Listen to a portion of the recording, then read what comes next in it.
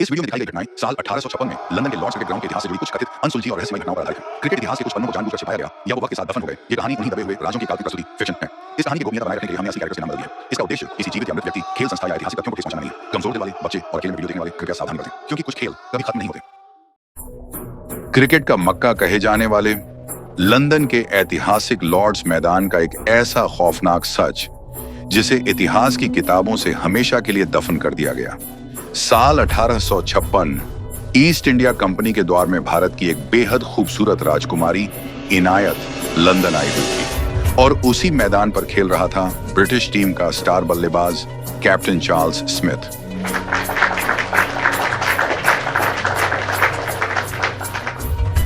दोनों के बीच एक गहरा, पवित्र और खामोश प्यार था। चार्ल्स जब भी बाउंड्री मारता, स्टैंड्स में बैठी इनायत की तरफ देखकर मुस्कुरा देता। इनायत ने अपनी उंगली से एक बेशकीमती नीलम की अंगूठी निकाली और हवा में लहराते हुए चार्ल्स को दिखाई, जैसे वो कह रही हो कि ये मैच खत्म होते ही हम हमेशा के लिए एक हो जाएंगे। लेकिन नियति को कुछ और ही मंजूर था। ब्रिटिश हुक्मरान एक हिंदुस्तानी राजकुमारी और अंग्रेज खिलाड़ी के इस रिश्ते के सख्त खिलाफ थे। मैच के आखिरी दिन एक खौफनाक साजिश रची गई। खेल के बीच में ही इनायत को धोखे से मैदान के पीछे बने एक पुराने कमरों के तहखाने में ले जाया गया। चार्ल्स को जैसे ही भनक लगी, वो क्रीज छोड़कर पागलों की तरह भागा। लेकिन जब तक वो तहखाने में पहुंचा, बहुत देर हो चुकी थी।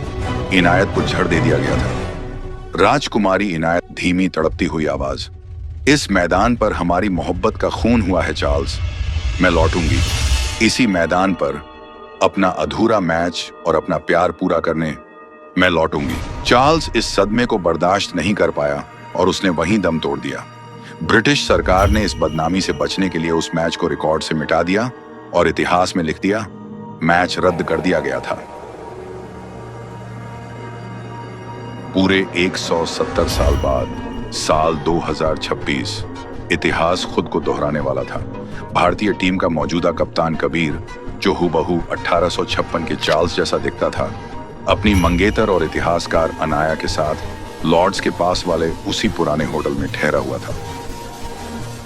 रिसर्च के दौरान अनाया को होटल के एक पुराने लॉकर से 1856 का एक अधजला अखबार मिला। उस पर साफ साफ लिखा था, लॉर्ड्स में खून, राजकुमारी की मौत। अनाया, कबीर देखो इसे, ये कोई आम कहानी नहीं है। 170 साल पहले इसी मैदान पर कुछ बहुत भयानक हुआ था। कबीर का, अरे अनाया, तुम हिस्टोरियंस को हर पुरानी चीज में भूत ही दिखता है। कल मेरा इंग्लैंड के खिलाफ बड़ा मैच है, ये सब अफवाहें छोड़ो और सोने दो। कबीर हंसकर सो तो गया, लेकिन उस रात उसे चैन की नींद नहीं आई। बंद आंखों के पीछे उसे एक लड़की के रोने की और सन्नाटे में क्रिकेट की लेदर बॉल के टप्पे खाने की आवाज सुनाई दे रही थी। टप टप टप। मैच का पहला दिन, लॉर्ड्स का मैदान खचाखच भरा था। तभी इंग्लैंड के बल्लेबाज ने एक करारा शॉट मारा और गेंद बाउंड्री की तरफ गई। कबीर तेजी से गेंद के पीछे भागा। उसने जैसे ही बाउंड्री लाइन पर गेंद उठाने के लिए हाथ बढ़ाया, उसके पैर जम गए।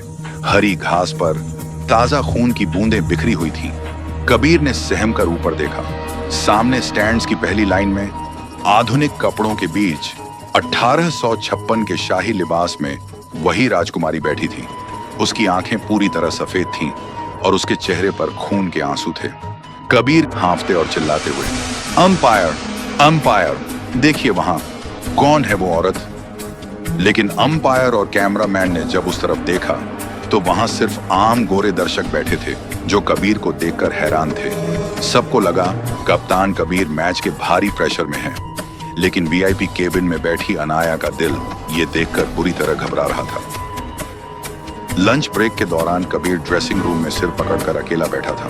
तभी अचानक पूरे ड्रेसिंग रूम की लाइट्स गुल हो गईं।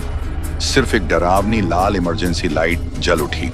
कबीर ने उठकर अपने साथियों को आवाज दी, लेकिन कोई नहीं हिला। रोहित, लोकेश, सब अपनी जगह पर पत्थर की मूर्ति की तरह जम चुके थे। तभी कमरे के बड़े से शीशे पर अपने आप भाप जमने लगी और उस पर उंगलियों से लिखा जाने लगा, 1856 का खेल अधूरा है। और तभी कबीर के कानों के बिल्कुल पास एक ठंडी, सुरीली लेकिन रूह कंपा देने वाली आवाज गूंजी। चार्ल्स, तुम आ गए? मैं कब से तुम्हारा इंतजार कर रही थी। कबीर डर के मारे चीख पड़ा और जैसे ही वो बेहोश होने वाला था, लाइट्स अचानक वापस आ गईं। सब खिलाड़ी नॉर्मल बात करने लगे। किसी को अंदाजा भी नहीं था कि उन चंद सेकंड्स में कबीर ने क्या झेला था। मैच का आखिरी दिन, आखिरी ओवर। भारत को जीत के लिए सिर्फ एक गेंद पर 4 रन चाहिए थे। कबीर क्रीज पर था, हाथ में बल्ला थामे, सांसें थामे। बॉलर ने दौड़ना शुरू किया और जैसे ही गेंद उसके हाथ से छूटी, पूरे लॉर्ड्स मैदान पर 1856 का घना काला कोहरा छा गया। दर्शकों का शोर अचानक गायब हो गया। कबीर ने फटी आंखों से देखा कि सामने बॉलर नहीं, बल्कि वही सफेद आंखों वाली राजकुमारी इनायत खड़ी थी। और उसके हाथ में लेदर की गेंद नहीं, बल्कि 1856 वाली वही चमचमाती हुई नीलम की अंगूठी थी जो उसने कबीर की तरफ फेंकी। कबीर जैसे किसी जादू के असर में आ गया। उसने बल्ला नहीं चलाया, बल्कि हाथ आगे बढ़ाकर उस अंगूठी को हवा में लपक लिया। जैसे ही वो नीलम की अंगूठी उसकी उंगलियों से छुई, कबीर के दिमाग में एक धमाका हुआ। उसे अपने पिछले जन्म यानी कैप्टन चार्ल्स स्मिथ की एक एक बात, वो प्यार, वो धोखा, वो मौत, सब याद आ गया। तभी कोहरा छोटा, स्टेडियम नॉर्मल हुआ और गूंज उठी, बोल्ड आउट। गेंद स्टंप्स पर लग चुकी थी।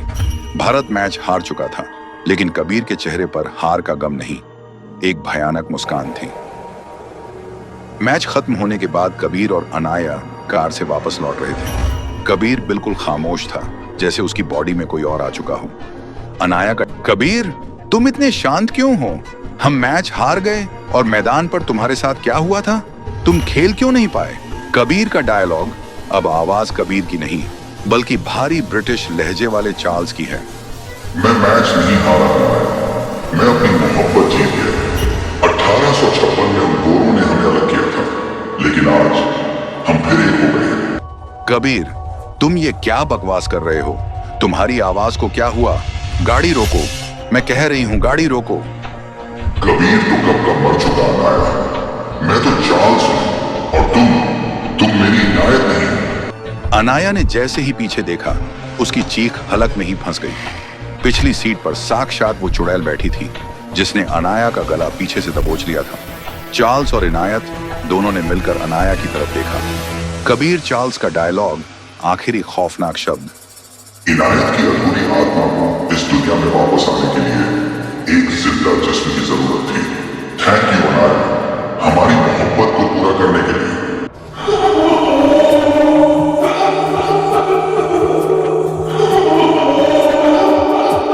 The end.